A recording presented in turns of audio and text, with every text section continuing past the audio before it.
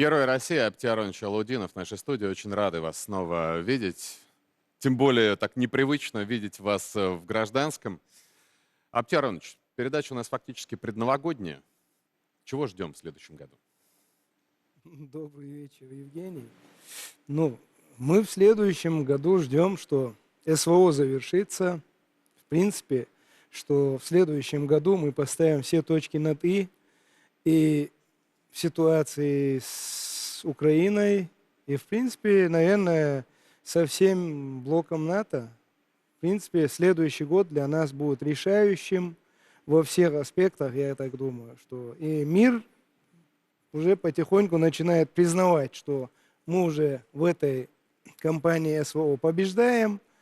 По сути своей, даже если бы они и отрицали это, мы это уже видим на всех участках линии и боевого соприкосновения. Ну и, конечно, анализ и политической обстановки в Украине и в мире в целом, и экономической обстановки, в принципе, нам дает уверенность в том, что следующий год для нас уже окончательно будет победным уже в этом аспекте, значит, борьбы на линии боевого соприкосновения в СВО на Украине. У ваших ребят из спецназа «Ахмат» какие задачи вот на ближайшее время? Мы видим, что, в принципе, Минобороны терминологию такую использует, как активная оборона. Тем не менее, мы продвигаемся понемногу, но движемся вперед. «Ахмат» чем занят сейчас? Жень, ну, «Ахмат» — это одно из подразделений Минобороны России. Как и все подразделения Минобороны России, мы, по сути своей, на тех участках, где мы должны, как говорится, удерживать позиции, заняты активной обороной. Основные направления, значит, где находится Ахмат, в принципе, находятся на данный момент в наступлении. Мы потихоньку за последние уже 3 недели отбираем у противника особо значимые для нас, значит, опорные пункты, участки, которые, по сути своей, были утеряны где-то подразделениями Минобороны в общей сложности за прошедшие 5-6 месяцев.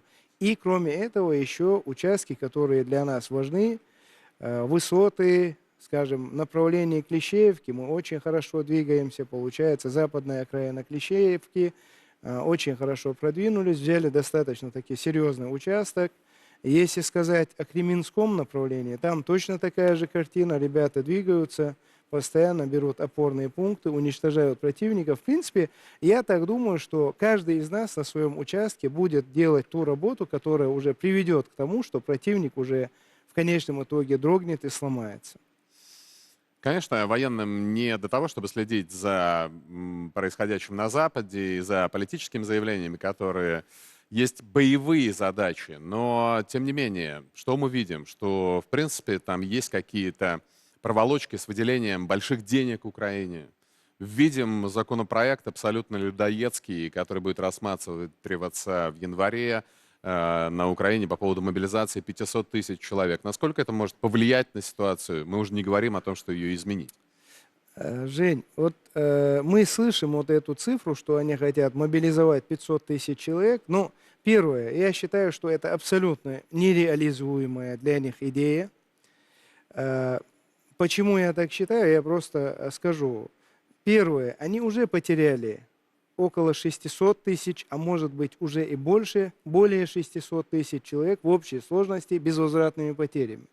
Мы видим, что Украина, она в принципе стала, ну, наверное, одним сплошным кладбищем. То есть везде, все кладбища у них кратно, значит, уже разрослись в территории, не говоря о тех десятках тысяч бойцов, тела которых до сих пор находятся на передовой. И эта вся ситуация, она, в принципе, самим украинцам, она уже тоже, как говорится, глаза мозолит, и они прекрасно понимают, что в войне с Россией выиграть они не в состоянии. Есть еще один аспект. Даже если бы они собрали бы на сегодняшний день 500 тысяч человек, надо подумать о чем? Сколько Украине нужно денег для того, чтобы этих 500 тысяч человек подготовить, одеть, обуть, оснастить, вооружить.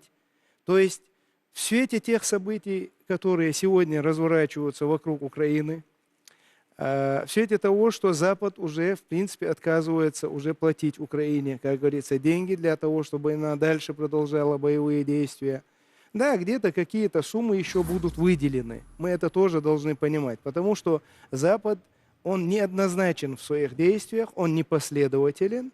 Почему? Потому что, с одной стороны, Западу нужно любыми путями сделать все для того, чтобы расшатать внутреннее состояние России, наносить какие-то удары. Это все делается, получается, непосредственно с санкцией Запада. Запад не может резко махнуть палочкой для того, чтобы эту войну остановили и сказать: все, мы больше вам не помогаем, потому что там тоже выборы на носу, у них тоже свои какие-то внешние и внутренние аспекты, которые им надо тоже контролировать, соблюдать. Но в то же самое время, как бы они ни хотели, как бы они там не морщились, уже Запад четко дает понять, что он не готов выделять такие транши денег. Тем более, даже если бы эти деньги и выделялись в таких суммах, мы должны понимать, что 90% тех денег, которые выделяются, они остаются, получается, непосредственно в Америке, на заводах ВПК. По сути, на Украину из этого всего попадает какой-то мизер. Ну и, понятное дело, старая рухлядь техника, старая рухлядь вооружение, оснащение. В принципе, задачу, которую они перед собой ставили, я считаю, что и Америка, и Европа уже выполнили. В принципе, мы даже должны, когда мы даже говорим слова НАТО и Америки, мы должны для себя уяснить: это все Америка. Нету никакого НАТО, нету никакой Европы. Это все, в принципе, управляется напрямую Америкой. Они все делают то, что говорит Америка, а Америка выполнила свою задачу максимум на территории Украины. В принципе, если там есть один пункт, который еще не до конца выполнен, это воевать до последнего украинца. В принципе, вот как раз для выполнения этого пункта, наверное, они и хотят собрать эти 500 тысяч и закинуть их просто, чтобы нас на передовой закинуть мясом, чтобы таким образом на нас повлиять, может быть. Хотя это тоже бесполезно. Аптия Аронович, вы очень активны в социальных сетях и очень часто публикуете видео с пленными, которые сдаются спецназу Ахмат. Там, если взять ваши соцсети, бойцов спецназа Ахмат, то это, наверное, уже только то, что вы опубликовали. Сотни, если не тысячи пленных солдат ВСУ. Можете какой-то вот средний портрет этого пленного солдата ВСУ составить? Изменился ли его мотивация там 2 года назад, сейчас? Конечно. 2 года назад, вот, когда было начало СВО, если вы помните, у нас, в принципе, было очень мало пленных, потому что действительно первые, кто были заброшены на фронт, это были такие упоротые нацики, которые были настроены так, что они там собирались биться до конца. Каждый период вот этих почти 2 лет, значит, он по-своему ломал, значит, уже представителей ВСУ, склонял их уже к пониманию того, что реально они в этой войне выиграть не могут. Сегодня же, как бы кто чего не хотел, дух у бойцов ВСУ, он уже сломлен. Они уже не готовы идти до конца. Они не готовы умирать уже за Украину. Почему? Потому что они реально осознали, что они действительно использовались как пушечное мясо для того, чтобы кто-то богател. И это оказывает свое воздействие на этих бойцов.